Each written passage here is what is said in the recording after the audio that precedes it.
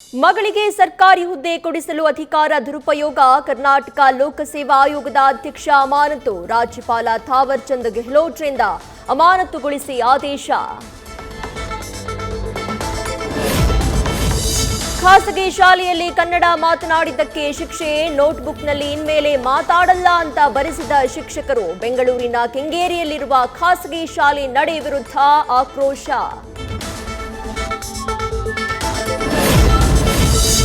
ಹಾರ್ಮುಜ್ ಜಲಸಂಧಿ ಬಳಿಕ America air strike, ಬಂದರ್ ಅಬ್ಬಾಸ್, ಜಾಸ್ಕ್, ಸಿರಿಕ್ ಮತ್ತು ಕೇಶ್ನಲ್ಲಿ attack, ಕುವೈಟ್ನಲ್ಲಿರೋ US ನೆಲೆ ಮೇಲೆ ಇರಾನ್ ದಾಳಿ.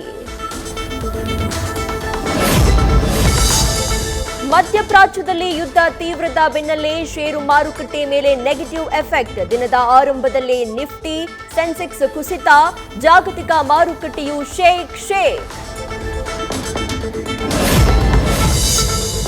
ಮೈಸೂರಿನಲ್ಲಿ ಕಂಬಳ ಆಯೋಜನೆಗೆ ಆರಂಭದಲ್ಲಿ ವಿಘ್ನ, ಜಾಗದ ನೆಪದಲ್ಲಿ 20ಕ್ಕೂ ಹೆಚ್ಚು ಮರ ಕಡಿದವರ ವಿರುದ್ಧ ಎಫ್ಐಆರ್, ಪರಿಸರ ಸಂರಕ್ಷಕರ ದೂರು, 5 ವಾಹನ ಅರಣ್ಯಾಧಿಕಾರಿಗಳ ವಶಕ್ಕೆ. ವಿದೇಶ ಪ್ರವಾಸ ಮುಗಿಸಿ ದೆಹಲಿಗೆ ರಾಹುಲ್ ಗಾಂಧಿ ವಾಪಸ್, ಬುಲಾವ್ಗಾಗಿ ಎದುರು ನೋಡ್ತಾ ಇರೋ ಸಿದ್ದು, ಡಿಕೆಶಿ, ಸಚಿವ ಸಂಪುಟ ವಿಸ್ತರಣೆಗೆ ತಯಾರಿ.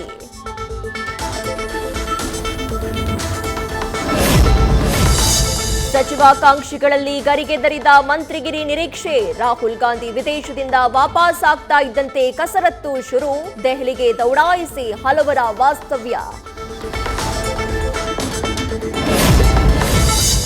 ಹೈಕಮಾಂಡ್ ಭೇಟಿ ಬಳಿಕ ವಿಜಯೇಂದ್ರ ಅಶೋಕ್ ಫುಲ್ ಆಕ್ಟಿವ್, ರಾಜ್ಯ ಪ್ರವಾಸಕ್ಕೆ ದಂಡೆತ್ತಿ ಹೊರಟ ನಾಯಕರು, ಸಂಘಟನೆಗಾಗಿ ದಿನಕ್ಕೊಂದು ಜಿಲ್ಲೆ ಪ್ರವಾಸ.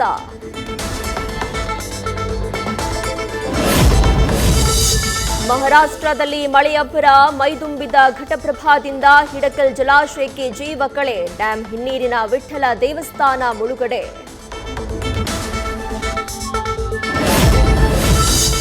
ನಿರಂತರ ಮಳೆಯಿಂದ ಜಲವೈಭವ, ಹಾಲ್ನೊರೆಯಂತೆ 310 ಮೀಟರ್ ಮೇಲಿಂದ ಧುಮ್ಮಿಕ್ತಾ ಇದೆ ದೂದ್ ಸಾಗರ್ ಫಾಲ್ಸ್, ಪ್ರವಾಸಿಗರ ಪ್ರವೇಶಕ್ಕೆ ನಿರ್ಬಂಧ.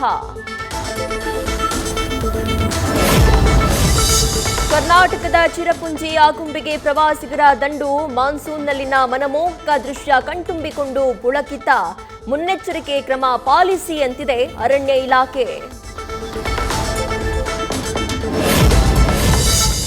ಆಶಾಭಾವನೆ ಮೂಡಿಸಿದ್ದ ಕಪಿಲೆಯಿಂದ ಮತ್ತೆ ನಿರಾಸೆ, ಕಬಿನಿ ಜಲಾಶಯಕ್ಕೆ ಕಡಿಮೆಯಾದ ಒಳಹರಿವು, 15,000ದಿಂದ 3,000ಕ್ಕೆ ಕುಸಿತ, ರೈತರಲ್ಲಿ ಆತಂಕ ಸೃಷ್ಟಿ.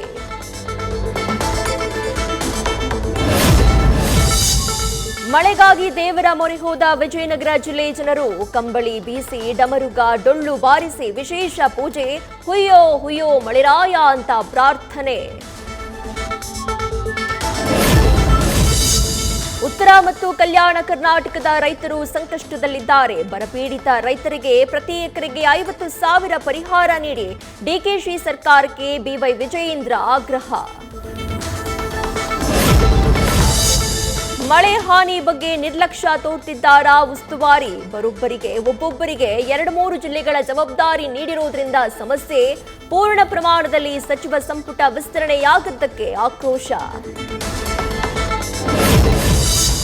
ಥಾಯ್ಲೆಂಡ್ನಲ್ಲಿ ಭಾರೀ ಅಗ್ನಿ ಅವಘಡ, ಹೊತ್ತಿ ಉರಿದ ರೆಸ್ಟೋರೆಂಟ್ನಲ್ಲಿ 29 ಜನರ ದುರ್ಮರಣ, ಗಾಯಾಳುಗಳನ್ನ ಆಸ್ಪತ್ರೆಗೆ ದಾಖಲಿಸಿ ಚಿಕಿತ್ಸೆ.